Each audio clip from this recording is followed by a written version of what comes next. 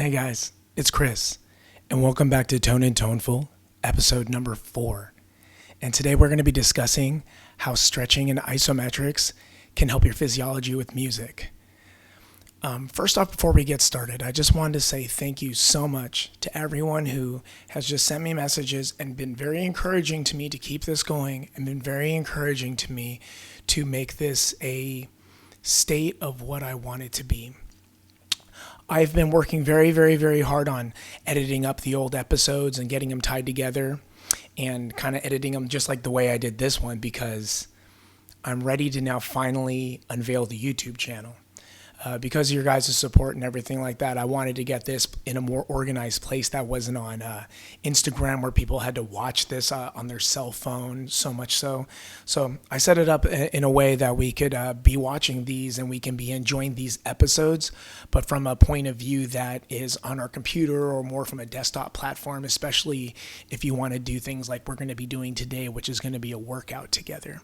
So I just wanted to say, first off, thank you guys for being so encouraging, and I'm excited to announce that today I'm going to be putting links out for that YouTube page, and I'm excited to just be spreading this out there. I'm very happy to not be living a non-communicative life and a very unhuman existence with just being solitary. That's not the way that humans are meant to be. So I'm very happy to be talking with you guys about the ideas and the things that I've learned throughout time in my life and that I'm still currently learning. I also just wanted to say thank you to the people who say that they look forward to Tuesday because they have a certain time of the day that they watch Toned and Toneful, and they get excited, and then they, whether they make their coffee, or some people watch it at nighttime when they're working out or something like that while they're on the treadmill. I think that's awesome. So I'm really appreciative of you guys, and I appreciate the support. Okay, well, anyway, I don't want to hold up too much further. I want to move on to today's subject. Today's subject is going to be isometrics, stretching, and also for you guys who are ever so inclined to maybe be wanting to look strong this summer, those who might be going out to the beach, those who might be doing something, I threw in how to properly do some bicep curls. So what I'm going to be doing is showing you videos of me doing these stretches, these isometrics, and these workouts, and I'm going to be commenting over them so then that you guys have the ability to kind of learn from them, and you guys have the ability to gain from these workouts, because the main point of them is to be done correctly and be done in a way that is to help your musicality. So I put some stuff for the hands in there, for the guitar players, the bass players, the piano players, the trumpet. I mean, no matter what music you play, your hands. So I put a light set of stretches and finger strengthening independence and building exercises in this for you guys. And then I also, for the people who are playing drums and the people who are playing guitar and string instruments like violin and stuff that are moving around, I've got a little bit about a common elbow stretch that stretches the outer side of the elbow, which is we commonly refer to as tennis elbow, but how to properly stretch that, because I see it's commonly done as a stretch, but I see it commonly done very wrong. So I just wanted to show you guys the little correct movement change that makes that correct, and also the proper bicep curl. Doing a bicep curl in a proper fashion and doing it in a way where you can make the most gains for your arm is, why not make the most for it? So I would love for everyone who wants to be toned now, because we've been getting very toneful the last few weeks. So this week we're going to be getting toned. So without much ado, let's get in these workouts, and I'm very excited to share these with you guys. Thank you. All right, guys, this is going to be the first stretch. This is the palm and first knuckle. This is really good for getting those hands warmed up. I forgot to mention that steaming coffee over there, that decaf that I was having. I was loving it. So anyway, we're making sure to keep our wrists straight. Our wrist being straight is very important, because what we're trying to do is stretch out the back tendons that come through the back of the fingers right now. So we're going to be stretching these as evenly as we can, and we're just keeping our hand and we're pulling them up. So when our fingers come back up on the second set, I'm going to be much more stretching. So right now I'm loosening up the fingers, making sure the palm is good. And here we go again. Right now we are just straight pulling our hands, pulling it. And now we're starting to pull a little bit higher. You guys can see a little more extended. So I'm starting to extend out the bottom part of the palm and the mid part of the palm, which is going to be very important for something later, the splaying that we're going to be doing. And you're going to see that's a stretch that's coming up in a little while that we're going to be doing, extending our hand width. But anyway, right now we're trying to extend it from the internal side, neutral position. Right, here we go. So the next one we have here is little finger interdependence. We're going to be moving each finger on their own, and as you can see, we're trying to leave the others in a straight, relaxed state. As you can see, I'm starting to struggle on this pinky now. So what I'm going to do is manually hold it, and what I'm trying to feel for is where the strength comes from in the back tendon from behind my hand. I'm just naturally feeling it. I'm not trying to hold it hard. I'm just holding it in position so I can feel it. It's muscle memory. So now we're going to each finger. And again, we're trying to get each finger to move independently. As you can see, my pinky and my ring finger kind of move in a unison, which isn't the best thing. So right now, again, I'm trying to separate that. This is going to make for some really nice hybrid picking when you're done, or some really nice piano playing with even tendencies. So again, we're just pulling all the fingers in for independence. Still trying to keep them even too. Thumb in, and then thumb on the outer. Just making sure that we can straighten up enough both ways. All right. So now I'm just going to be massaging through the palm real quick. As we've done some of this work, we're going to have blood flow going through the hand, so we definitely want to massage it. And that little part right there, that little mountain of muscle that can build up for some people right between their thumb and their index finger, let's rub it out, because we want to make sure that we're not, gripping the pick too tight. We want to be able to, kind of be dynamic with our picking style. And so I'm pulling on the fingers lightly, just, to loosen them from the wrist lightly. Again, just bringing any, tension out from the knuckles. All right, guys, this is that splay thing I was talking about. This is going to be, we need to keep our hands flat. Okay, guys, we need to keep our hands flat, because if we don't keep our hands flat, the muscle we want to work out that's between the knuckles is kind of almost like a band that's between the four knuckles. Is not going to work. Now, this is going to be kind of interesting, because a lot of people who are working on, their legato, and they're working on wide stretches on their left hand, this will be really nice to be, have the even strength. So what we're doing is we're putting the rubber band and pulling out, and we are pulling in. As you can see how we're pulling, my middle finger and index finger are pulling in together. So typically from the center, this is where you're going to have the weakest strength in the hand, like as a finger interdependence between the middle finger and the ring finger, or maybe between your ring finger and your pinky, because these fingers, a lot of times, because they're smaller, they might operate in a complete unison. A lot of times we've trained up our index and our thumb. So again, watch, we're pulling in,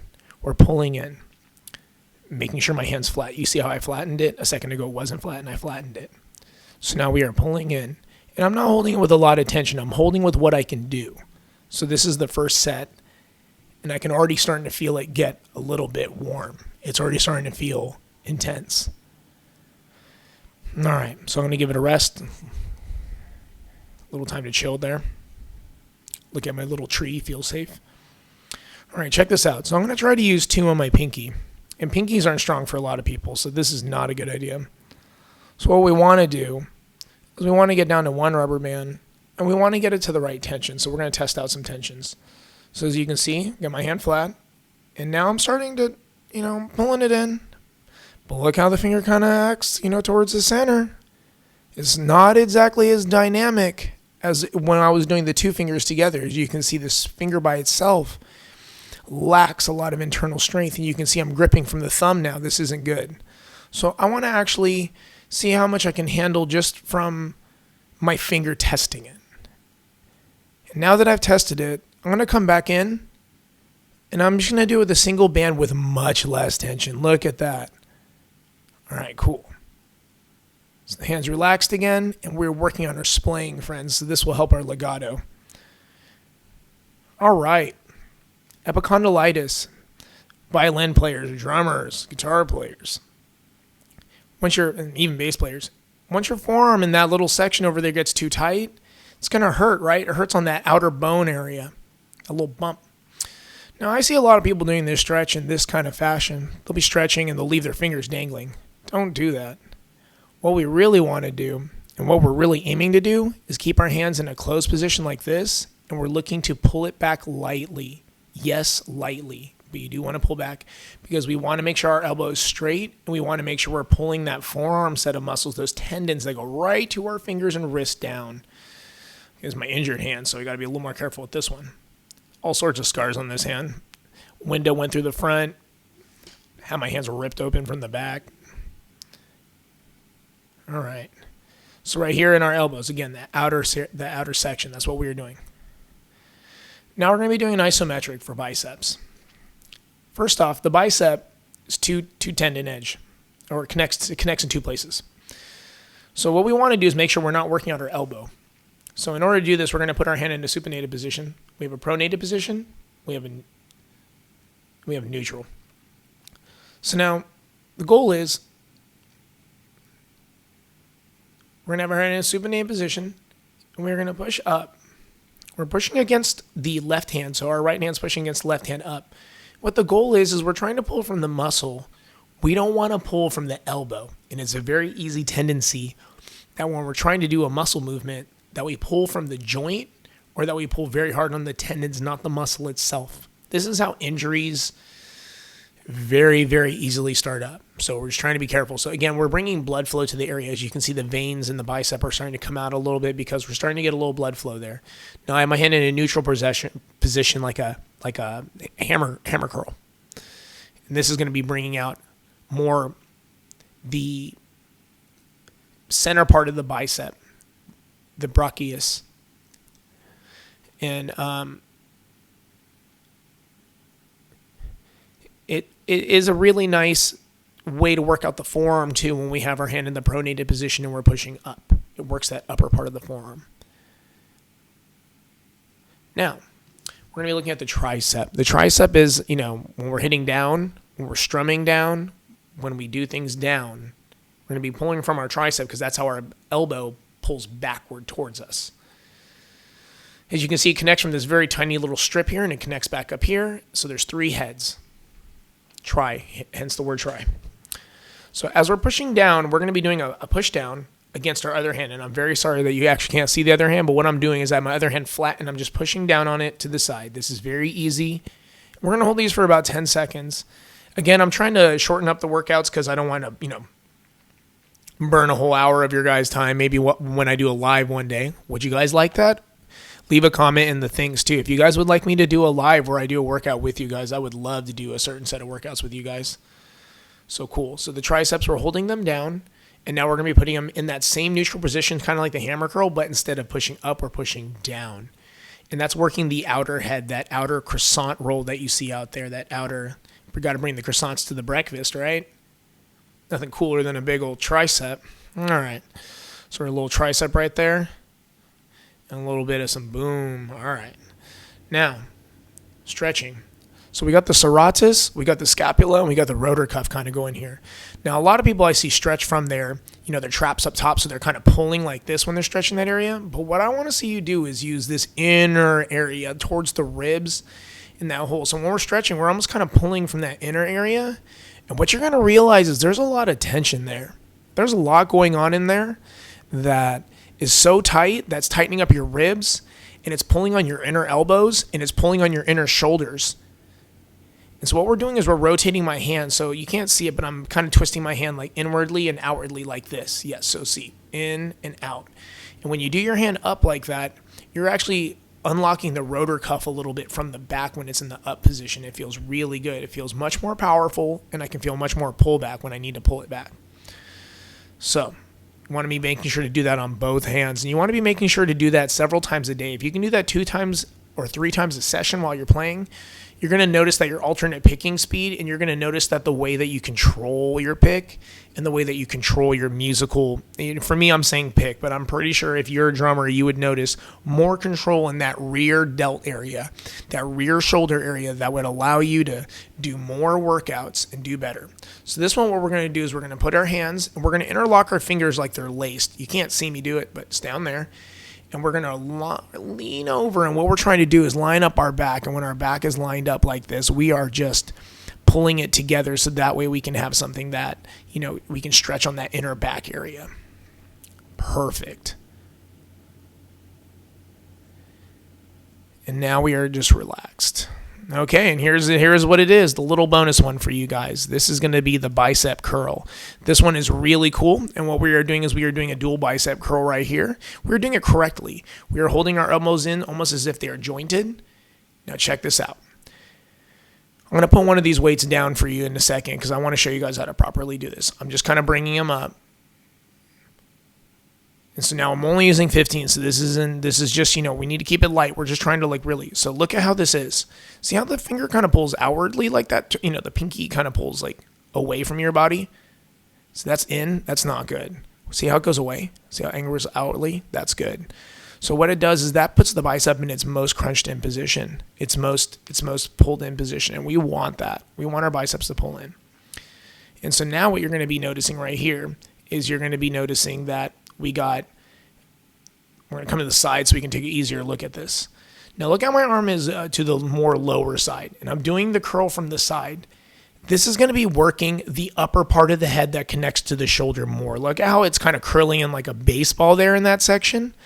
That's what's going to happen. Now, if we're doing like a barbell curl and see how it's outwardly like that, it's working the bicep out more towards the tendon that connects in towards the elbow.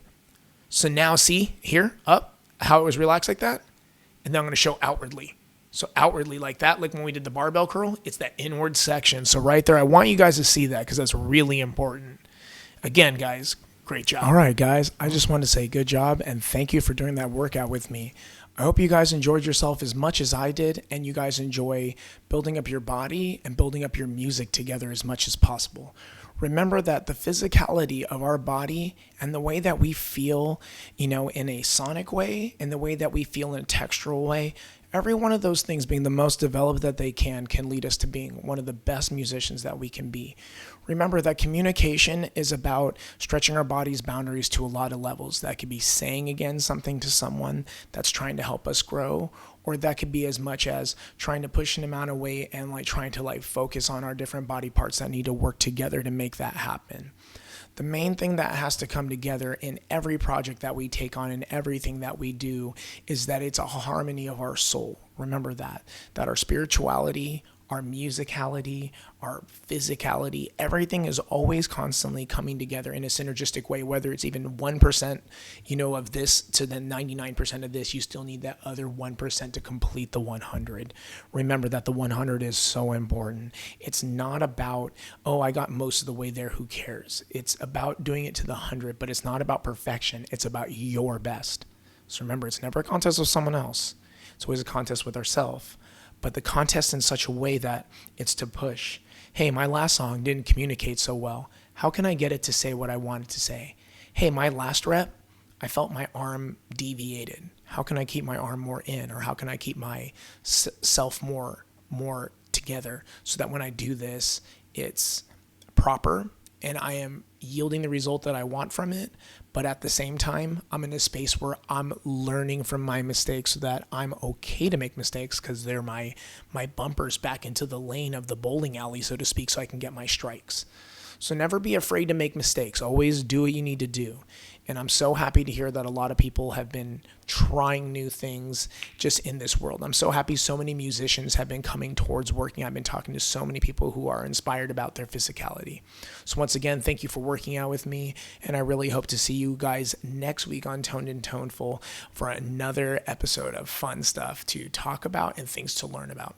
I really enjoyed this with you guys, and I hope that you guys have a great week and day. Enjoy yourselves. Toned and Toneful.